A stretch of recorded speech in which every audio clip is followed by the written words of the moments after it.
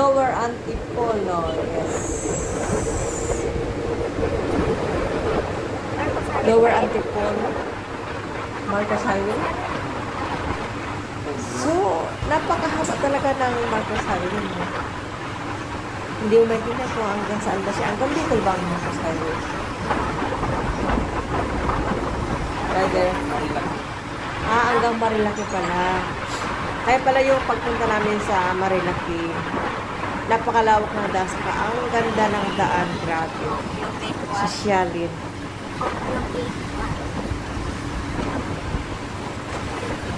Bigla ang punta lang namin sa Marilaki.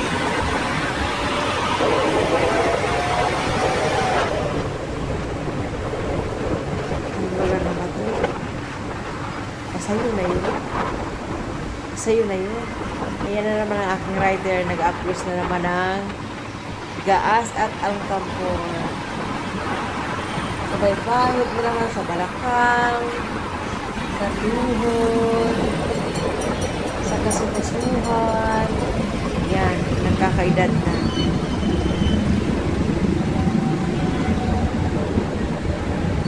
Parting kogyo na to, no? May mga bigla na lang tatawid ng mga e-bike. Mabibigla ka na lang, magugulat ka na lang eh. Ikaw na lang mag-a-adjust eh. Kasi nga sabi nga nila eh, hari ng kalsada. Hari ng kalsada. So medyo malayo pa. Sige. Kumakanta? So medyo malayo pa ang ating pupuntahan. Malayo pa. Pero maganda talaga. Yung mga hindi nakakarating pa dyan sa parting Marcos Highway, Marilaki yan. Maganda talaga doon. Walang ano dito, kada 5 minutes ang pagdito ko dito. Parang walang cut. Walang puto. So kahit nangangalay na, binuo ko siya para yung view niya ang ganda. Tapos, konti na lang, maabot na ang ulap eh. Pakababa na. Hindi nga lang kami tumuloy doon sa pinakatakot kasi gabi na. Kailangan nang bumalik agad sa San Mateo Rizal. At ang aming alagang si Ming ay nanganak. Kami ay minisits ni Yuri. Si Yuri po ay isang pusa na nag-minisits. Uwi na kayo, ako ay nanganak na.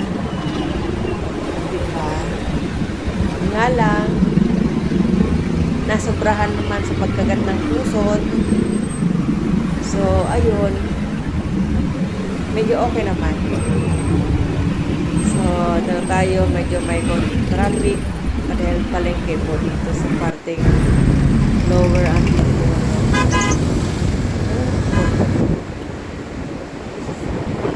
Medyo traffic po dyan ng konti.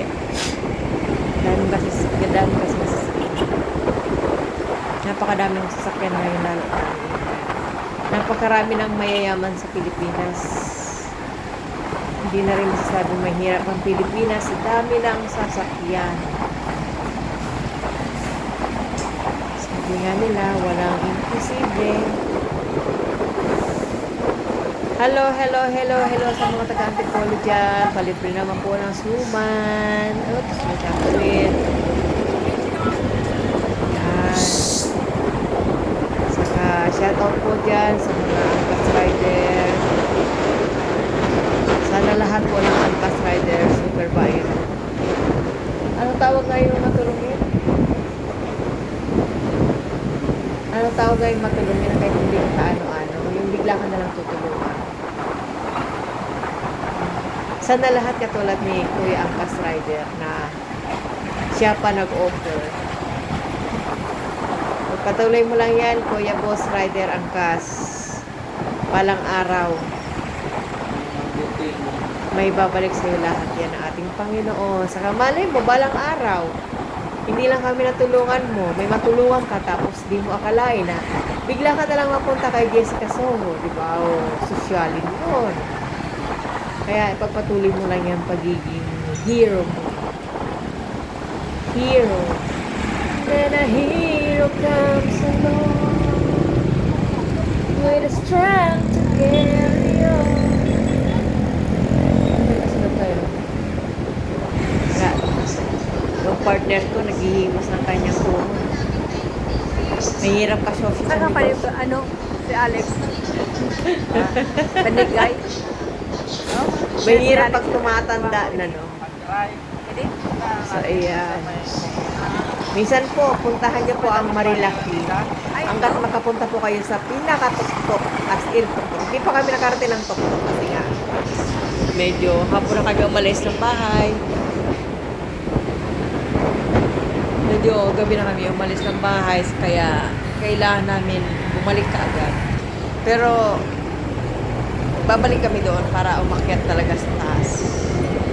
Taas kung saan makikita mo talaga kung may search nyo na pangalan.